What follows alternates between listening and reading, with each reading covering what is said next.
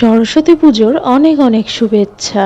তো সরস্বতী পুজোর দিন সকালবেলা স্নান করে শ্যাম্পু করে আমি রেডি হয়ে গেলাম, কারণ আজ প্রচুর কাজ। পরের দিন ষষ্ঠী, তার জন্য রান্না করতে হবে আজ থেকেই। তো তার মধ্যে আমি ঠিক করেছিলাম যে একটু ঘরে টরে আলপনা দেব।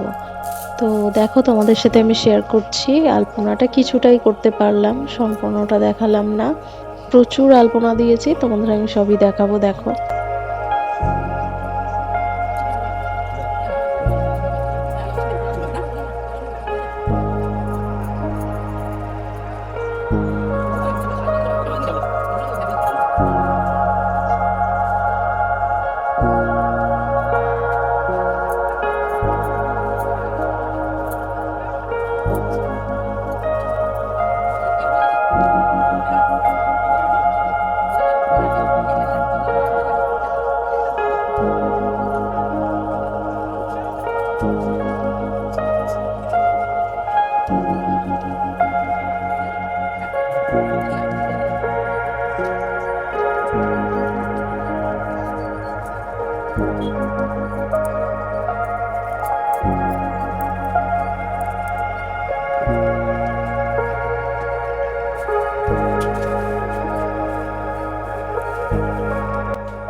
এটা কমপ্লিট হয়ে যাওয়ার পর, তো এটা নিচের বারান্দা।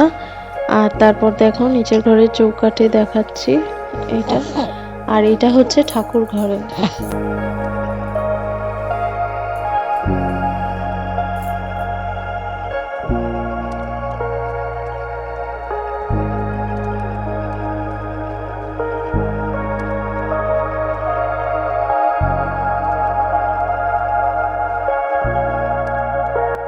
এটা উপরের বারান্দায় করা। তো এটা আমি করেছিলাম রাত, আগের দিন রাত কটা বাজে তখন, প্রায় 12টা বাজে। 12টার পর এটা করেছি, মেয়ে ঘুমিয়ে পড়ার পর। কারণ ও জেগে থাকলে ঘেঁটে দেবে, করতে দেবে না, বিরক্ত করবে, তাই। আর রাতের বেলা দেখায়নি, যেহেতু রংটা ফোটেইনি রাতের বেলা। তো আমাকে ডবল ওয়ার্ক করতে হয়েছে। একবার করার পরে জল শুকিয়ে যাওয়ার পর দেখছি কালার নেয়নি, তো আবার আমি সেগুলোর উপর করেছি। তো সেই জন্য রাত্রেবেলা আর দেখাইনি। আর তারপর তোড়জোড় শুরু ষষ্ঠীর রান্নার। তো দুটো পদ আমি তোমাদের দেখাচ্ছি পরের ভিডিওতে, বাকিগুলো